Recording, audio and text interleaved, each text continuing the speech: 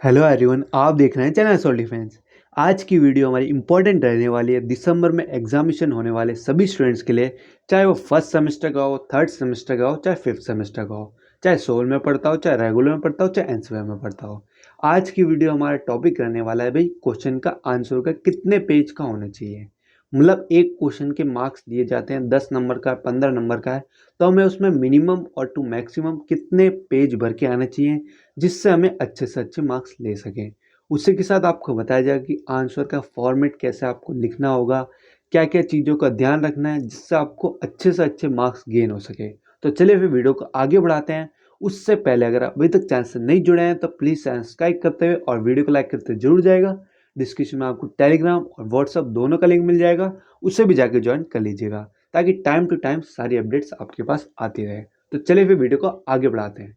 सबसे पहले देख लेते हैं पेपर पैटर्न, भाई क्वेश्चन पेपर कितने का आएगा और कितने मार्क्स का एक क्वेश्चन रहेगा। सबसे पहले वो देख लेते हैं, फिर उसके बाद आते हैं वापस अपने टॉपिक पर। ये देखिए, ये हमारा लेटेस्ट क्वेश्चन पेपर जो कि हमारा फर्स्ट सेमेस्टर का है, उसकी टेंशन मत लीजिएगा। Management principle application. अब ये क्वेश्चन पेपर हमारा है 90 मार्क्स का, तो इसमें कितने क्वेश्चन होंगे वो भी देख लेते हैं। और हमें टाइमिंग दी जाएगी 3 घंटे की। यानी ये आपको पता होना चाहिए, जो भी आपके फिक्स सब्जेक्ट है, यानी मेन सब्जेक्ट यानी कोर सब्जेक्ट, यानी जो आपके 3 सब्जेक्ट हैं, उन सभी के एग्जाम आपके 90 मार्क्स के रहने वाले हैं। बाकी दूसरे सब्जेक्ट से हो सकता है किसी के कम हो, 50 का, 25 का, 40 का, 70 का, ऐसे भी हो सकते हैं। पर आपके जो 3 सब्जेक्ट हैं उन सभी के 90 मार्क्स का एग्जाम होने वाला है। उसके लिए आपको समय दिया जाएगा 3 घंटे। अब देख लेते हैं भाई क्वेश्चंस कितने आएंगे और एक क्वेश्चन कितने नंबर का होगा। इसमें लिखा हुआ है अटेम्प्ट ऑल क्वेश्चन। आपको एक भी क्वेश्चन नहीं छोड़ना है। All question carry equal marks, मतलब सभी क्वेश्चन आपके इक्वल मार्क्स के रहने वाले हैं। तो मैं आपको बता देता हूँ भाई इसमें क्वेश्चन कितने आएंगे। देखिए, इसमें आपको टोटल 5 क्वेश्चन प्रोवाइड किए जाएंगे, जिसमें सभी क्वेश्चन में आपको चॉइस प्रोवाइड की जाएगी। तो उसकी टेंशन मत लीजिएगा, चॉइसेस आपको हर एक क्वेश्चन में मिलेगी। ये चीज़ आपको समझ में आया कि 5 क्वेश्चन मिलेंगे। अब 5 क्वेश्चन, तो एक क्वेश्चन कितने नंबर का होगा, तो आपका एक क्वेश्चन रहेगा 18 नंबर का। ये चीज़ आपको समझ में आ गई। अब स्टूडेंट्स कहेंगे सर 18 नंबर का है तो काफ़ी पेज भरने पड़ेंगे, पर ऐसा नहीं। सोल क्या करता है, क्वेश्चन को डिवाइड कर देता है 2 पार्ट में। जैसा कि आप सब देख सकते हैं, हमारे सामने एक फर्स्ट क्वेश्चन लिखा हुआ है जिसको 2 पार्ट में डिवाइड कर दिया गया है, ए पार्ट और बी पार्ट। अब इसका मतलब क्या है, जैसा कि मैंने आपको बताया एक क्वेश्चन हमारा 18 नंबर का रहेगा, तो ये 2 पार्ट में डिवाइड हो गया, यानी 9-9 नंबर का हो गया। इसमें आपको एक टॉपिक पर ज़्यादा लिखने का टेंशन नहीं रहेगा, क्योंकि 18 नंबर का होगा तो आपको कम से कम 5 से 6 पेज तो कम से कम आपको लिखने पड़ेंगे 18 नंबर में। अब इसको डिवाइड कर दिया गया 2 पार्ट में, तो ये हमारे लिए फ़ायदा है। अब 9 नंबर का एक क्वेश्चन का एक पार्ट रहेगा और एक क्वेश्चन में हमें मिलेंगे 2 पार्ट, एक 9 नंबर का, दूसरा भी 9 नंबर का। तो अब एक क्वेश्चन के एक पार्ट में 9 नंबर का है, तो कितने पेजेस हमें कम से कम भरने चाहिए। आपको 9 नंबर के क्वेश्चन में कम से कम 2 से ढाई पेज भर के आना है। अब कैसे भर के आना है, आपको मिलेगी शीट आंसर की। उसमें आपको एक साइड ही लाइन खींचनी है, मार्जिन लाइन। ये नहीं कि दोनों पेज के दोनों साइड लाइन खींचने लग जाते हैं, काफ़ी स्टूडेंट ऐसे होते हैं। पर आपको ये गलती नहीं करनी है। आपको बिल्कुल साफ सुथरा बना के रखना है। वो कैसे लिखना है वो हम आगे बताते हैं। तो ये आपको समझ में आ गई। भाई 9-9 नंबर के क्वेश्चन है, तो एक क्वेश्चन में हमें कम से कम 9 नंबर के क्वेश्चन में कम से कम 2 से ढाई पेज का तो अटैम्प्ट करके आना ही है। बाकी देख सकते हैं चॉइस है, दोनों में चॉइस है, तो उसकी टेंशन मत लीजिएगा। चलिए अब चलते हैं वापिस अपने टॉपिक के ऊपर। देखिए, जैसा कि मैंने आपको समझा ही दिया है कि आपका एक क्वेश्चन का 18 नंबर का रहेगा, जैसे 2 पार्ट में डिवाइड होगा, और पूरा पेपर हमारा 90 मार्क्स का आने रहने वाला है और 3 घंटे लेंगे। अब देखिए, जो आपको शीट मिलेगी जिसमें आपको एक साइड मार्जिन खींच देनी है, दोनों साइड नहीं खींचनी है, वो गलती मत कीजिएगा। उससे बिल्कुल आपका छोटा सा आंसर और लगता है। अब बात रही आपको आंसर को लिखना कैसे है। देखिए, आपको क्वेश्चन में पूछा गया है, जो भी पूछा गया है, अगर आपको उस क्वेश्चन से रिलेटेड समझ में नहीं आ रहा, तो आपका उसको मेन पॉइंट उठाना है। समझ लीजिए मैनेजमेंट का मैंने आपको पेपर दिखाया। अब इसमें पूछा गया है किसी और चीज़ के बारे में, पर मैनेजमेंट से रिलेटेड पूछा गया है। अगर आपको क्वेश्चन से रिलेटेड नहीं पता है, तो सबसे पहले तो आपको मैनेजमेंट के ऊपर डिफाइन कर देना है। सबसे पहले हमें देना है इंट्रोडक्शन। ये चीज़ आपको समझ में आ गई।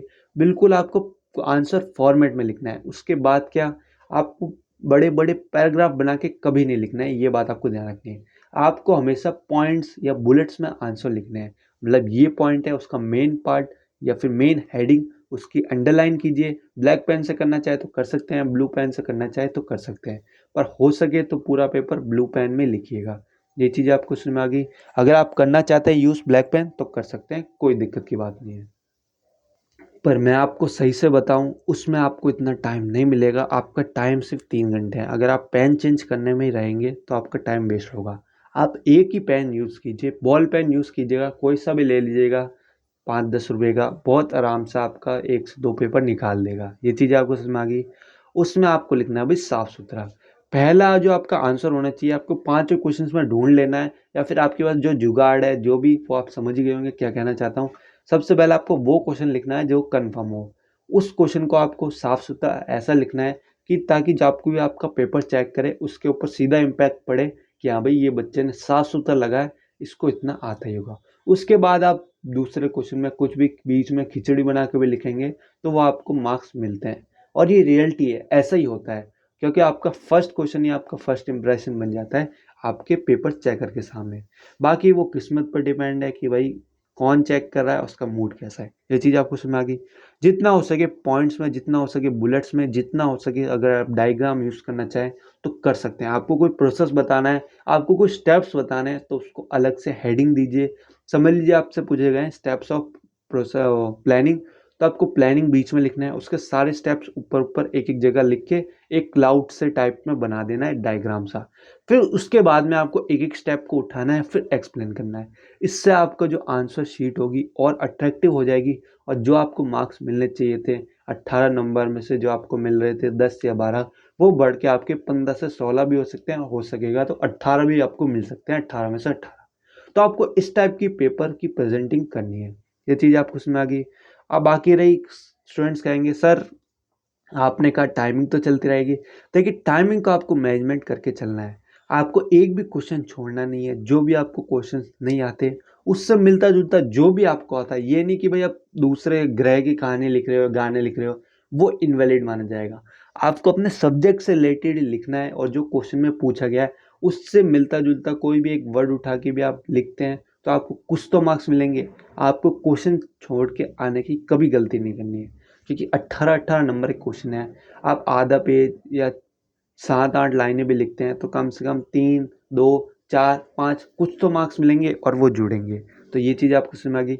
बाकी आपकी पासिंग मार्क्स हो सकेगा तो एक वीडियो में बता दूंगा, उसकी टेंशन मत लीजिएगा कि आप भाई पासिंग मार्क्स कितना होना चाहिए। बाकी मैं आपको बता देता हूँ कि अगर आपका 90 मार्क्स का पेपर है तो आपको एटलीस्ट 36 प्लस वाला पास होगा। तो आपको 40 से 50 का तो बिल्कुल करेक्ट लिख के आना है, तब जाके आपके 36 से 40 मार्क्स आएंगे। तो 50 से 60 नंबर का तो आपको पेपर अच्छे से अच्छा अटैम्प्ट करना है। अब 50 से 60 क्या है, 18-18 ये हो गए, तो आप ये मान के चलिए 3 क्वेश्चन भी करेंगे तो आपके ये ऐसे बन जाएंगे 50 प्लस मार्क्स। ये चीज़ आपको सुना गई। बाकी 2 क्वेश्चन में आप कांच भी कहानी लिखेंगे वो भी दिक्कत की बात नहीं। आप 2 क्वेश्चन भी अच्छे से अटैम्प्ट कर लेते हैं तो आपको 18 में से 15-15 में मिलते हैं, तो 15-15 30 तो आपके ऐसे ही बन गए। फिर बचे सिर्फ 6 मार्क्स। तीनों क्वेश्चन में आप कुछ भी लिख के आते हैं थोड़ा थोड़ा बहुत, 3-3 या 4-4 नंबर में मिलते हैं, तो 3 या 9, तो 36-40 आप ऑलरेडी पास हो चुके हैं। ये चीज़ आपको समझ आ गई। बस अब वो आपकी ट्रिक होनी चाहिए कि भाई कैसे क्वेश्चंस को अटैम्प्ट करना है। पहले जिस आता है आपको उसमें अच्छे से टाइम देके, ये नहीं कि उसी में पूरा टाइम दे दिया। एटलीस्ट आपको 9 नंबर का है तो 2 से ढाई पेज दीजिए, 18 नंबर का है तो मिनिमम आपको 5 से 6 पेज लिख के आना ही होगा। ये चीज़ आपको समझ में आ गई। बाकी जो हो सके जितना अच्छा आप प्रेजेंटेशन कर सकें करिएगा। ये नहीं कि सिर्फ पेजेस पढ़ने से नंबर मिलेंगे। मैंने आपको एवरेज बता दिया, 9 नंबर का है तो 2 से ढाई पेज भरिए, 18 नंबर का है तो 5 से 6 पेज भरिए। काफ़ी स्टूडेंट ऐसे होते हैं जो दोनों लाइनें खींच देंगे, फिर 10-10, 12-12 पेजेस एक एक आंसर में भरते हैं। उसका कोई फ़ायदा नहीं है, उससे सिर्फ आपका टाइम वेस्ट होगा। तो जो आपको मैंने बताया उसको अच्छे से समझिएगा और वो कोशिश करिएगा उस हिसाब से लिखने की, ताकि आपके मार्क्स इम्प्रूव हो सके। बाकी टाइम मैनेजमेंट करना वो तो देखिए आपके हाथ में है, उसका हम भी कुछ नहीं कर सकते और आप भी कुछ नहीं कर सकते, क्योंकि टाइम किसी के लिए नहीं रुकता है। अगर वीडियो पसंद आई हो और अगर आपने इससे पहले ये वीडियो नहीं देखी है जिसमें आपको एग्ज़ाम से रिलेटेड सारी A to Z इंफॉर्मेशन दी गई है, उसको देख लीजिएगा, फिर ही अपने एग्ज़ाम हॉल में जाइएगा ताकि आपके मन में एक भी डाउट ना रहे। तो चलिए वीडियो को यहीं ख़त्म करते हैं। वीडियो पसंद आई तो अपने दोस्तों के साथ ज़रूर शेयर कीजिएगा।